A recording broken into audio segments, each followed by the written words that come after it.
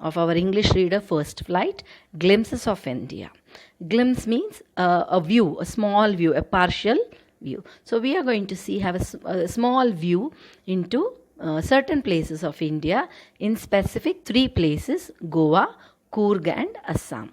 And in these segments, we are going to learn about their history, a small part of their history, and their lifestyle, and what is their importance.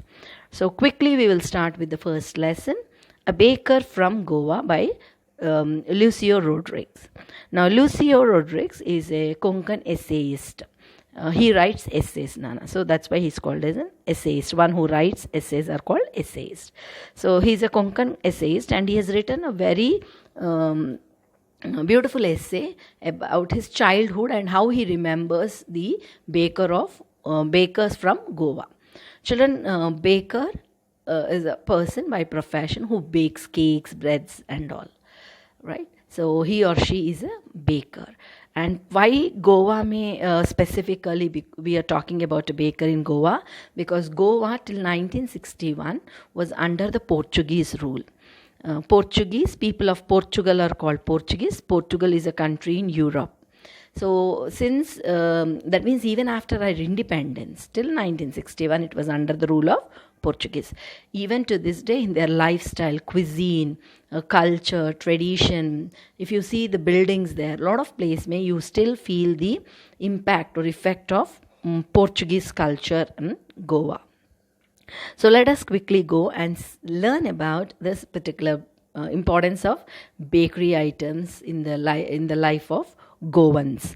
People of Goa are called Goans, Nana. So let's look into it. So a baker from Goa, children. It's a pen portrait. Generally, we paint a portrait. Here, instead of painting by using colors, the writer is using words to paint the picture of Goa in our minds. That's why it's a pen picture of a Goan village baker. So how typically since ancient days these bakers used to dress up, or what they used to make. Children, even to this day, Goa bread is sold. That is, people come street by street and bread and all these are sold early in the morning, right? So because bread is a part and parcel of their everyday cuisine, Nana. So let's see. Our elders are often heard reminiscing nostalgically about those good old Portuguese days, the Portuguese and their famous loaves of bread. So reminiscing is recalling, Nana. Nostalgically means with fond memories, and there is also a slight touch of sadness because those days are over and lost, right? So we are recalling those days. And that too good old Portuguese days. So writer is telling that my elders, that is uncles, grandparents, and my father, uncle, aunts, and my grandfather and all, they recall those days. Which why? Because the Portuguese and their famous loaves of bread. Children, LOAF, loaf is singular, LOAVES, loaves is plural, right? So loaves of bread. Those eaters of loaves might have vanished, but the makers are still there. We still have amongst us the mixers, the molders, and those who bake the loaves. Those age-old, time-tested furnaces still exist. The fire in the furnaces has not yet been extinguished. So writer says, those old people may have gone, but they're still in Goa. This culture of bread and bread making still exists. People who mix the dough for bakery to bake the bread, these people are there because they mix for hundreds and thousands of loaves of bread. So you have people typically to mix them. They are called mixers. Then molders, those who help with molding the bread and all. Then you have people who bake the bread. So he says all these are there. And typically in our house we use a oven, regular oven, whereas here production is in thousands. And in olden days, they used to use furnaces. And even to this day in Goa, you have these fire furnaces. The thud and jingle of the traditional baker's bamboo heralding his arrival in the morning can still be heard in some places. Maybe the father is not alive, but the son still carries on the family profession. These bakers are even today known as Peder in Goa. So these are Peders are people. They are bakers, and early in the morning, he says, right from my childhood, I remember these people coming, and this man used to have a big bamboo stick in his hand with small bells tied it, and he used to hit that on the road and the floor, and that sound used heralding means coming of the baker. That was a signal. Like for us, you have that Son Papdi Bandi fellow ringing the bell and coming, right? Similarly here. During our childhood in Goa, the baker used to be a friend, companion, and guide. He used to come at least twice a day, once when he set out in the morning on his selling rounds, and then again when he returned after emptying his huge basket. The jingling thud of his bamboo woke us up from sleep, and we ran to meet and greet him. Why was it so? Was it for the love of loaf? Not at all. The loaves were brought by some Pascain or Bastine, the maid servants of the house. What we longed for were those bread bangles which were chose carefully. Sometimes it was sweet bread or special make. So our writer here is reminiscing, recalling those old days of his childhood. He says those peders, that is people of bakery person. The baker was called peder. It's a Portuguese word. And these people, they used to come twice in a day. Morning, early morning when he's sitting out on his bicycle or on his head, he used to have a big bamboo made basket, and in that lot of different varieties of breads were there, buns, breads, bread bangles, and all these were there. And morning we for us it was like an alarm clock, that sound, and we used to get up.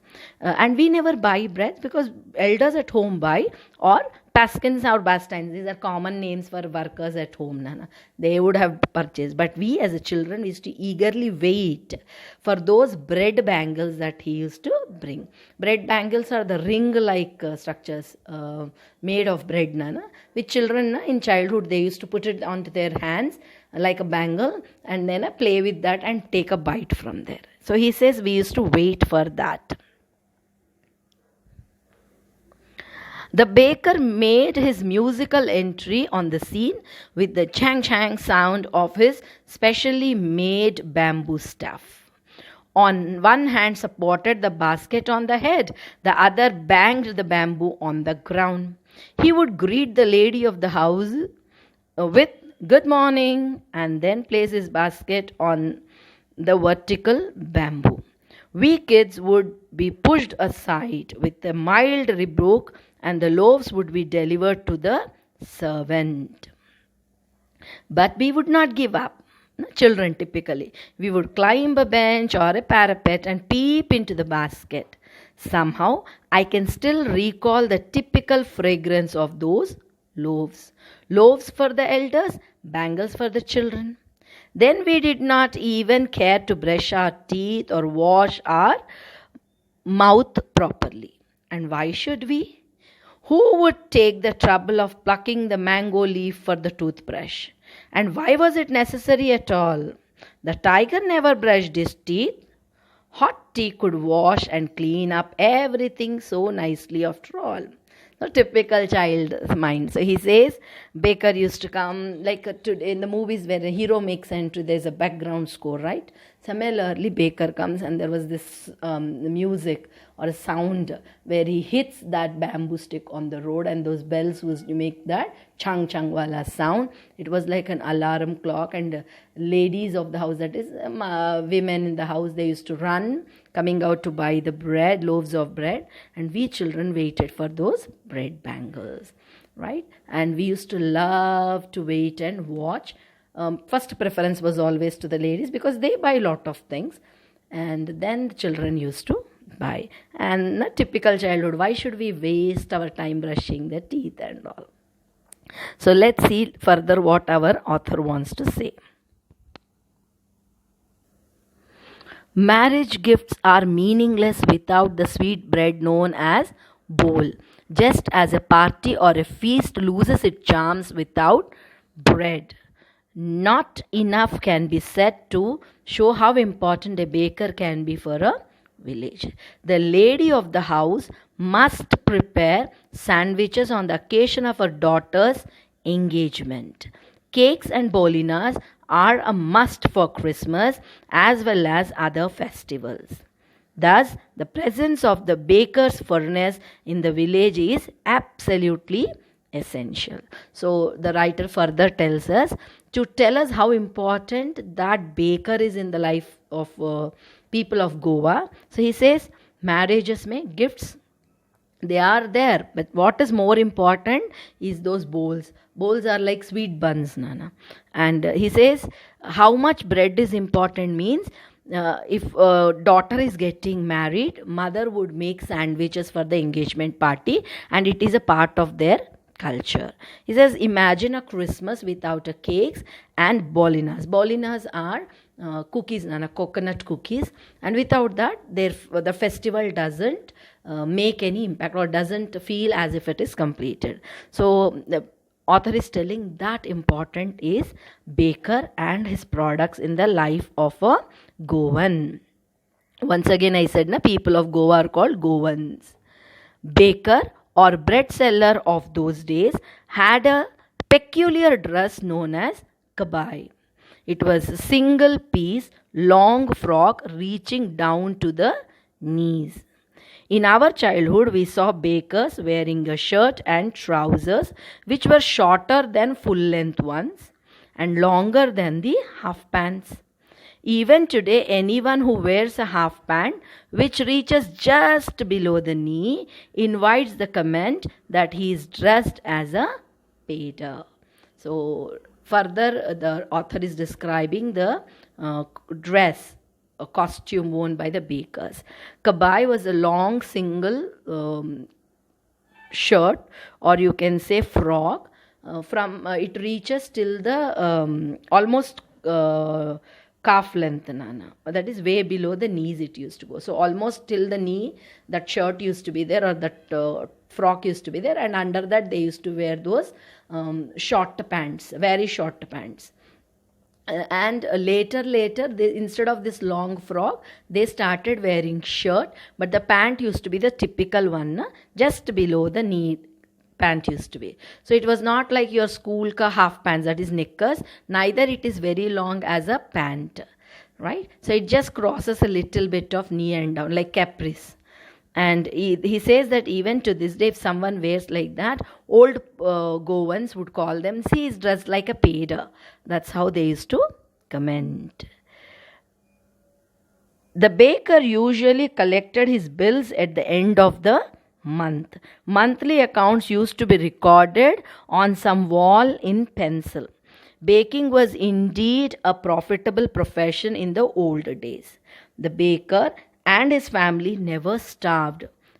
Right? Why? Because there is always a demand for bread and other products in Goa. He and his family and his servants always looked happy and prosperous.